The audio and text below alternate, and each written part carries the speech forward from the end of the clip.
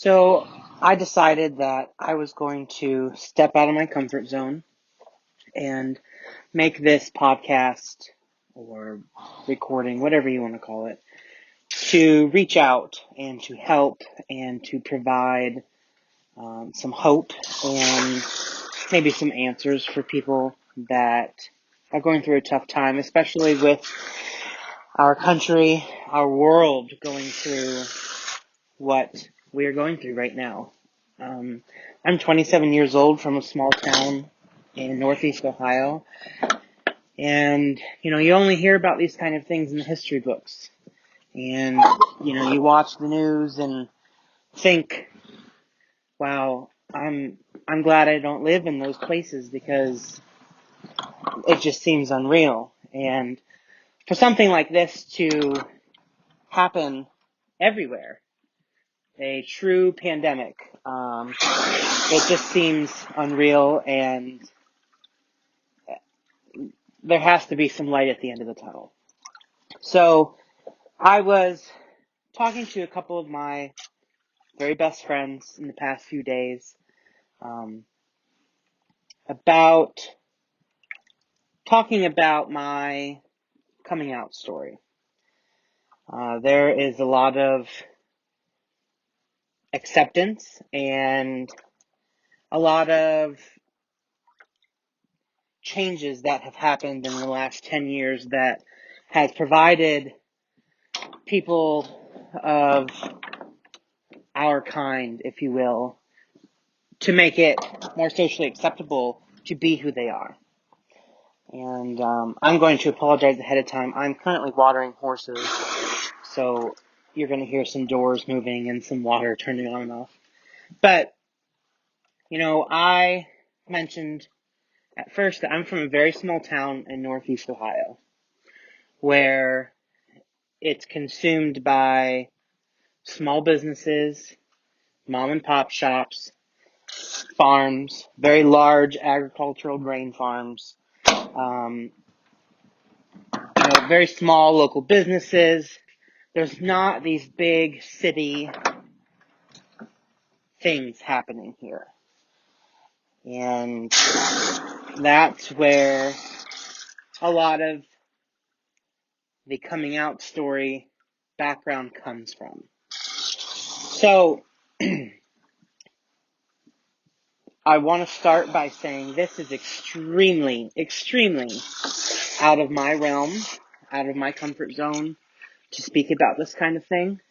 I am very comfortable now in my own skin and who I am and what I have become.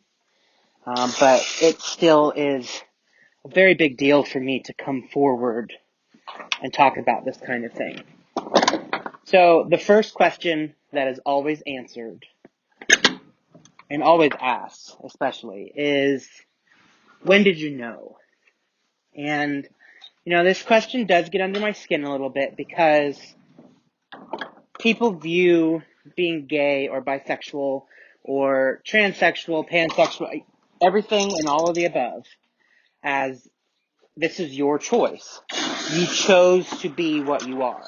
And unfortunately, that could not be further from the truth. And,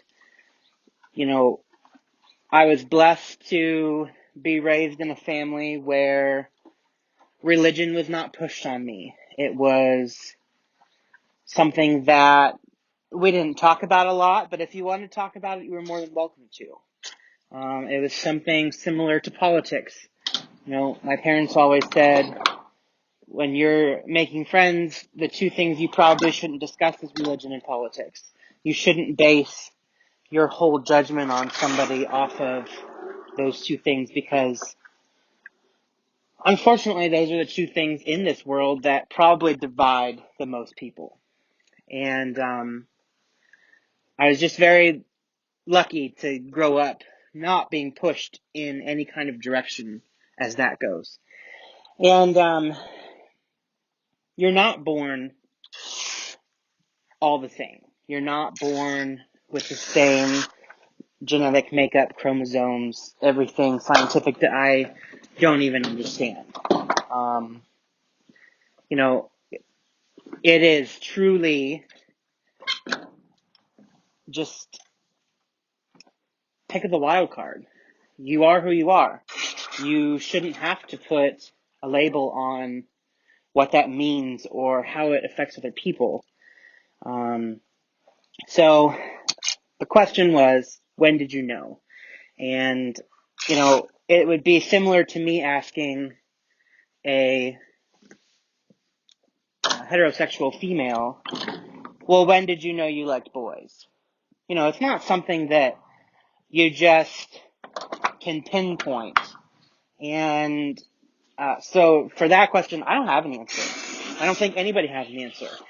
Do I think there's an answer for when you start to realize something was different than everybody else? Absolutely. And, growing up through middle school especially, I think is the stomping grounds for kids to come into their own and know what they're going to become and, experiment with feelings and chemistry. And it's a hard time for kids. And, I'm not somebody that thinks everybody should get a participation ribbon and, everybody deserves a trophy. That's not this at all. I'm just saying scientifically and genetically, everybody is not the same. So, growing up, I obviously had some feelings that didn't seem, stereotypical for me to go through. And that's when I really started to know that I was different. I had an attraction to men that, other boys my age did not have. And I grew up having a lot of friends through school that were girls, and I didn't really have any guy friends. And I think that was a big eye-opener for me was, that's why I related more so to the thought process and likings of what females went through, not because I have the makeup of a female, but just because you're attracted to the opposite sex, and that is your thought process. So, I really started to know mid-teens, upper teens, but again, going back to this small town USA, it's not something that's done here. It's not something that's discussed. It just wasn't a thing. And you've got to think, this was in the very early 2000s. Now, I am extremely happy with the progress that we have made and the acceptance of people that has really started to shine, but it still was something that was very lightly treaded around.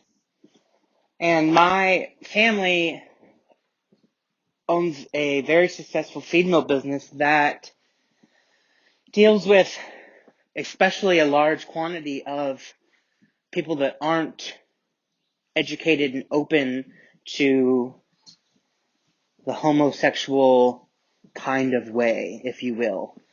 A large part of my family's business is based in the Amish community, as well as old-time farmers who, grew up in the Depression, and this kind of thing wasn't talked about. It wasn't discussed. It was a sin that God was the only thing that people looked up to in his way or no way. And I knew, especially growing up in my teen years, that, that would be a hard thing for me to come forward to be honest about who I truly was, and for people of this area to understand, and frankly, for my parents not to lose business. That was a huge part of the delay of me being honest with who I was, I didn't want things to change for everybody else around me based on something that they can't control. And for a lot of you that know me, you know that I'm a very big-hearted, selfless person. And I always try to put everybody else's needs in front of mine. And I want to take people's pain away, even if it means I have to have 10 times as much pain. I've always been that kind of person.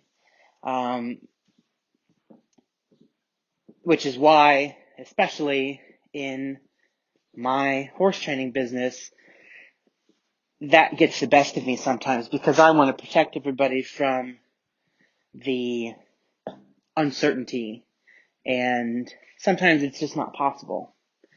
So I used to write letters, and I've always been very good at writing. Going to school after high school, I minored in English. I was very thought out on paper. I had a hard time speaking in public because I have my mom's voice. I am a fairly large-based man that you would look at and expect this, roaring, deep voice to come out of. And the unfortunate fact is I talk like a middle-aged woman. And if you were to talk on the phone to my mom or me, we could probably sound exactly like each other. And that is something that has taunted me my entire life. I was bullied, made fun of, you name it, growing up because of the voice that I had. Especially when, all the other boys were going through puberty. I, of course, went through puberty as well, but again, back to your makeup and your make of chromosomes and genetics. Some things aren't there for me. And that was a hard part. Especially once I got to college and public speaking was a very big thing, especially for an English minor. And it took a lot of getting used to speak to people. So back to what I was saying, I used to write these letters, and they were basically my coming out letters. And I always knew from very young age that's how it was going to happen. I was going to have to tell everybody through a letter, because that is the time in my mind where I'm the most honest and straightforward and really mean what I have to say. So I would say I started around 17 with these letters, and throughout the years, yes, years, plural, they would vary from how I was feeling to what I would talk about to how things would be, what kind of changes would need to be made, and it just never happened for me. I just couldn't build up the courage to make it happen. So over the next probably 5 years or so, I wrote well over 20 of these letters. And they would range anywhere from 2 to 10 pages long. And all of this leads up to a very important, special, life-changing day for me, which was August 30th, 2016. Especially in my younger 20s, I very selfishly battled some major depression and anxiety with no help. I thought that especially any kind of mental help, medication, and or therapy was not a thing. I didn't really believe that was how it was supposed to go. And again, going back to the uneducated, just clueless part of me that really needed help during that time. I needed somebody to guide me and show me that there was other outlets that could have been taken. And I started to develop what I call my dark person, which for those of you that have chronic depression and anxiety will probably relate to this, because I'm sure something similar happens to all of us when this happens.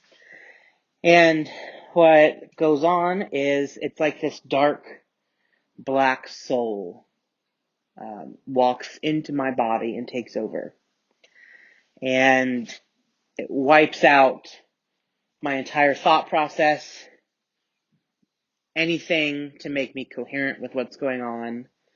And it just puts me in this raging depression where I can't control my emotions. I can't control my body. I go fairly numb. I can't function. It's just this overpowering feeling of hopelessness. And I battled that for a few years at least. Again, uneducated, unmedicated, with no help, because I was too proud to admit that I needed help. And that played a really big role in this whole coming out process. And on August 30th, 2016, it all, I guess, came together. And it was a normal day for me. Got up, did chores, worked horses, and you start to feel that attack of, uh-oh, it's about to happen. When, whatever you call it, and in my case, my dark soul, it was coming. It was about to happen. And, typically it happens for me at night when I'm alone, lonely, that kind of thing. But it was happening to me in the middle of the day this time. So I sat down at the table with a pen and paper, and I started to write. And just like every other time it's happened, the emotions just flow. And it was so hard to put everything on paper. And I didn't even begin to get into explaining everything that I needed to.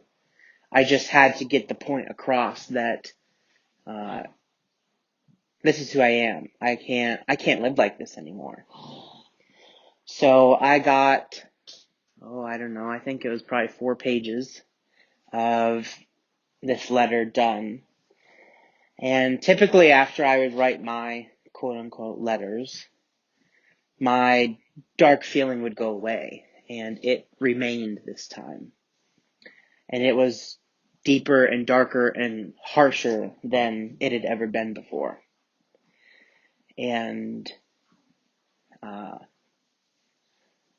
unfortunately, suicide is something that people don't want to talk about. They won't address that it's a thing or that people go through it. And unfortunately, that is probably the biggest problem in our world today, is people still believe if you just tuck it away and don't talk about it, that it's not happening. And I'm very, very lucky that I have not had to go through many losses from this terrible thing. And, I remember when I was fairly young, 9, 10 years old, I did lose somebody that was not close to me by any means, but we were friends. We grew up showing cattle together. Um, my family bought hay off of his stepdad. Um, as young kids, we played in the barn, and we would see each other at functions, and just a very happy young man that you didn't think anything was wrong. And unfortunately, he ended up taking his own life very early in life, and it was awful. It was something that I couldn't even fathom would go through somebody's mind, especially at that age. And growing up and then seeing for myself that those things do happen, those feelings, those thoughts, those uncontrollable emotions, they are real and they do happen. And especially recently in the last year, I have become extremely close with a friend of mine who lost her brother from suicide. And I love this girl to death, and I would take a bullet for her. And she's such a empowering, open-minded person that I can't imagine the feeling of losing somebody so close to you as she did. Again, somebody who seemed so happy and full of life. But something was off and something was wrong. And it's just sad. It's a terrible thing. And when you are conscious of what's going on, you can make strong, educated decisions like that. And getting yourself help and finding what you need to do next. But when that dark soul takes over, unfortunately, there is no control. And, I know a lot of people view suicide as very selfish, and the people that end up taking their lives, they don't think about everybody else. And unfortunately, that's very untrue. And even myself, until this kind of thing happened to me in the flesh, I thought the same way. And, back to that day sitting at the table after writing that letter, my dark soul wouldn't leave. And there was very bad thoughts happening. And,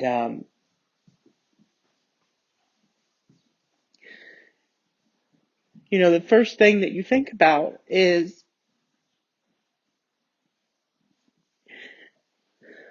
what about my mom?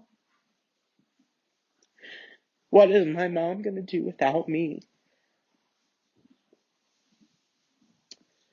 What is my grandma going to do?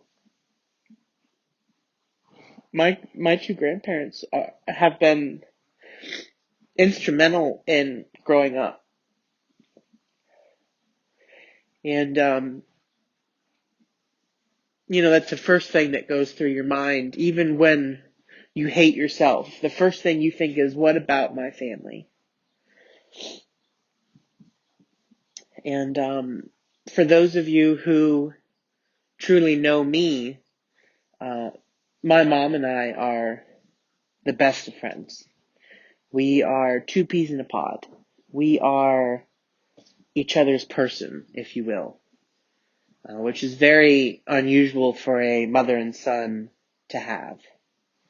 And I've never taken that for granted. I've never wished for it to be anything else. The same thing goes with my grandparents. Nina and Papa have been everything for me. Every possible horse show they could get to, every meal, absolutely anything they could do to make it possible.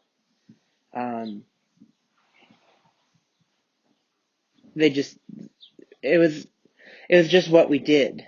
And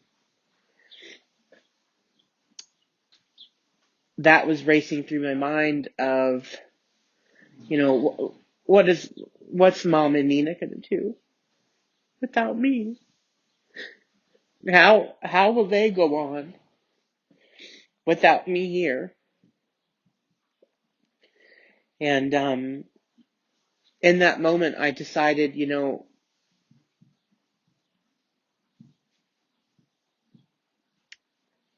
it's probably for the best that I just go, and this never has to be addressed. This never has to be a thing. And at that moment, I got a phone call. I looked down at my phone, and it's a very dear friend of mine, my childhood horse trainer, Lisa Matthews. And I hurry up and I got myself together as much as I could, and I answered the phone, and she said, "Hey, bud, just calling to check on you. How are you?" And as you can imagine, I was not good. I was not okay. I was struggling beyond belief. And she took the time to discuss with me how this was going to be okay. And, people are going to get over it. Things are going to be fine. My will is so much more powerful than this dark soul that I have that occasionally comes. And I'll forever be eternally grateful for her talking me off the ledge that day, and for comforting me through a time that I didn't even know existed to be so terrible. So I got my shit together. I made copies of that letter, and I took one to Nina and Papa. I gave one to my mom, and I gave one to my sister. And as you can imagine, there was a lot of shock. Now, I know a lot of you are thinking that know me, how is that a shock? And listen, I get it just as much as everybody else. It probably was not a shock for some people. But it's probably very confusing for a lot of people too, because I feel like I did fake it well enough for a long time. I had fairly decently long-term relationships with women that appeared to be socially acceptable to the world and to be very common, and that probably threw a lot of mixed emotions around once everything came forward. And, the first thing that my family thinks about is children. I'm technically an only child on the Pelton Kidwell side of my mom's family. I'm her only offspring. And that was the big question of, what about children? What, is this where it's all going to end? And at first, I didn't have answers for that at that time. That wasn't the first thing on my mind. Especially in my younger 20s, I wasn't thinking about children. I wasn't thinking about a family. That just wasn't even close to first on my priority list. And we moved forward, and I did move out of my parents' house. I needed to be my own person. I needed to really just grow up, if we're going to be blunt. I needed to stand on my own 2 feet and do what needed to be done. So, the next few months were very difficult for a lot of us. There was a lot of questions that I wasn't comfortable about answering yet. there was a lot of uncertainty that I couldn't explain. And there was friendships lost. There was even clients lost because of it. Just a very narrow-minded space of people's brains couldn't grab hold of this might be a thing. And it changed our lives. It truly changed everybody around us. I very quickly learned who my true friends were. A few friends really stepped forward in this time of need, and it's mind-blowing how much you can fall back on your best friends. I developed probably one of my very best friends, two of them, to be honest, during this whole process, Liz and Christina. They have wholeheartedly helped me every step of the way. Especially Liz, her family, in a time of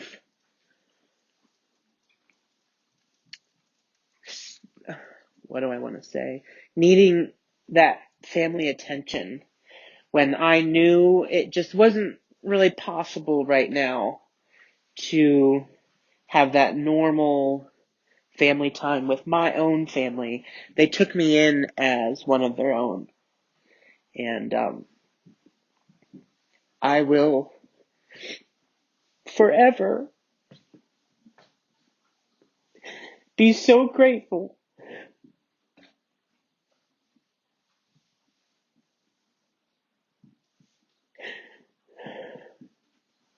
for Russ and Karen.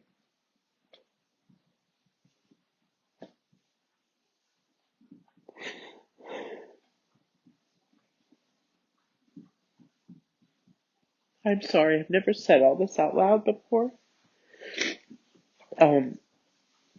I'll forever be thankful for how Russ and Karen Banks took me in and truly made me the seventh Banks child.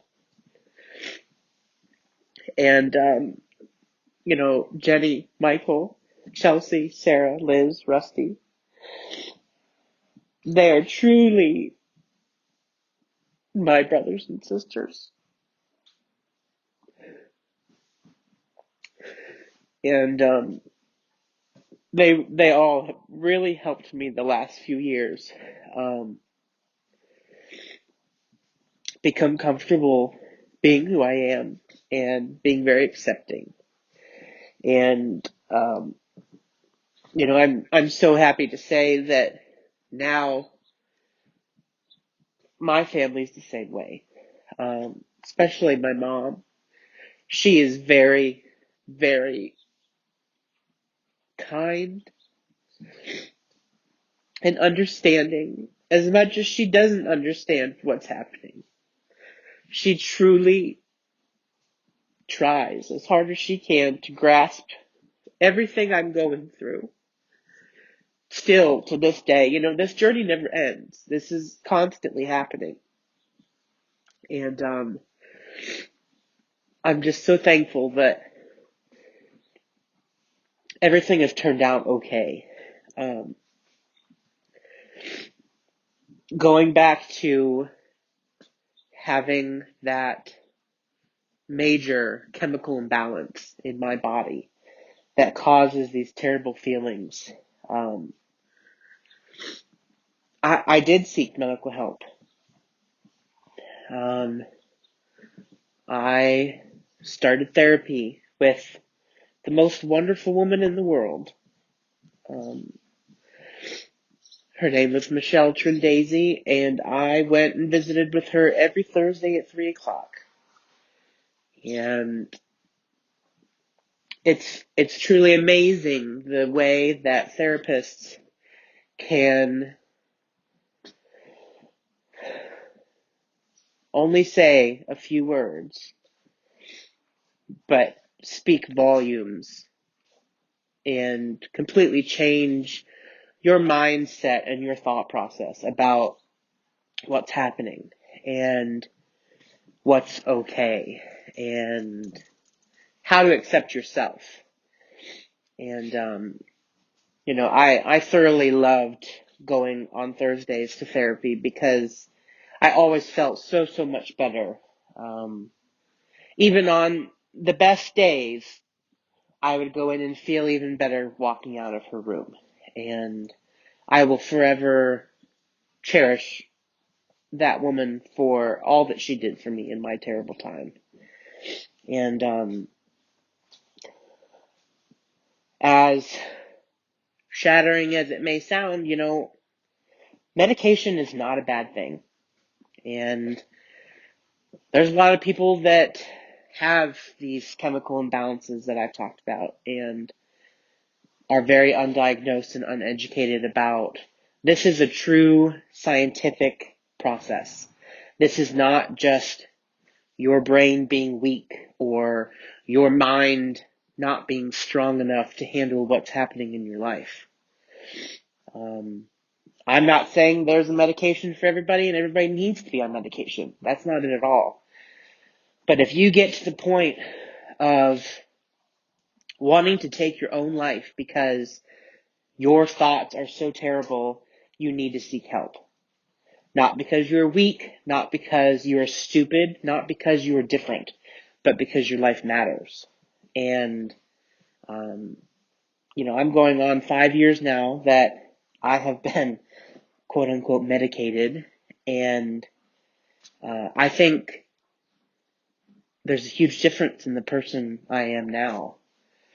And, as I stand here and I look at every day I walk into the barn and in the office there's a wall of pictures full of wind pictures, at horse shows, etc. And especially in the backdrop pictures, you can tell from, the early 2010, 11, 12, moving forward into now, you can just tell with my face and my smile and my body expression that transition from being so unhappy deep down to opening up to being happy with yourself now. And it's a remarkable transition that I really hope this little recording can reach out to somebody and help and know that you're not alone. And I know everybody says, oh, there's places for people like that, and there's hotlines and blah blah blah. And that right there, you are singling out people for being different, when in reality nobody can deny that everybody wants to fit in. Everybody wants to be a part of something. Everybody wants to be accepted. And that's why I think it's so important that, it's treated as though something is wrong, but it's not a problem that it's wrong. And looking back, everybody makes their own journey. This is life. This is, you live and you learn. And I'm so glad to be where I am today and, have such a support system behind me. Even, 4 or 5 years later, there's still obstacles that I have to overcome that, I'm so grateful that my parents are behind me 100%. And, as much as maybe we don't talk about it or we don't go into depth about it, it's accepted. It is what it is. It's how it's going to be. And that means so much. And I am just so grateful that I got that phone call that day and that I've had wonderful friends to fall back on and all the new people that I've met during this time. And, life is a beautiful ride. It is something that you can't even put into words sometimes. And, you know, the last couple years I have lied to myself. I was in a relationship that made perfect sense on paper.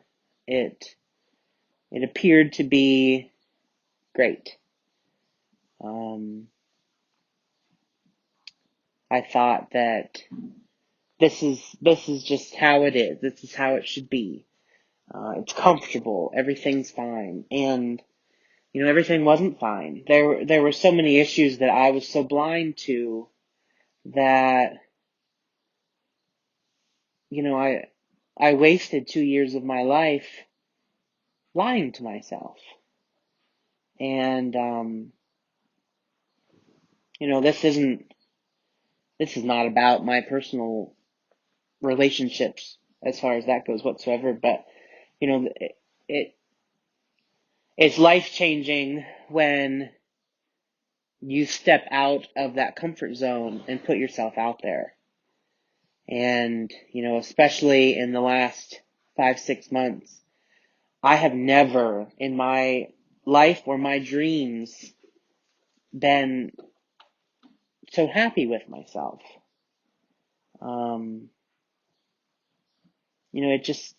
It's this feeling that you can't describe. You feel so sure that this is the right path. This is the right choice. And, I'm very grateful to live the life I live, and I really hope that this feeling lasts forever, because everything has been worth it. And all the struggles, all the heartache, all the pain, it has really paid off to think about, I used to live in such disbelief and such fear of making the wrong move, to where now, I'm so happy to say what I need to say and do what I want to do. And it's truly, truly remarkable the difference you have after you're true to yourself. So, wrapping this up, I hope this reaches people that really need to hear a lot of what I've had to say. And I hope everybody takes the time to listen to this, because regardless if you are homosexual, bisexual, heterosexual, transsexual, you name everything under the sun, I hope everybody can benefit from just listening. Listen to one person's story. Listen to how one person dealt with things, because that can change how you help somebody else. And that's where I'm going to end this. And I really appreciate everybody taking the time to sit down and listen to me talk for the last, I don't know, half hour, 40 minutes. And just stay kind. Everybody loves to judge and, ridicule as much as the next, but when it comes down to the end of the day, you need to be kind. You need to just accept. And although it doesn't affect you, you have to think about who it does affect. And love and kindness and acceptance will always conquer all of the bad.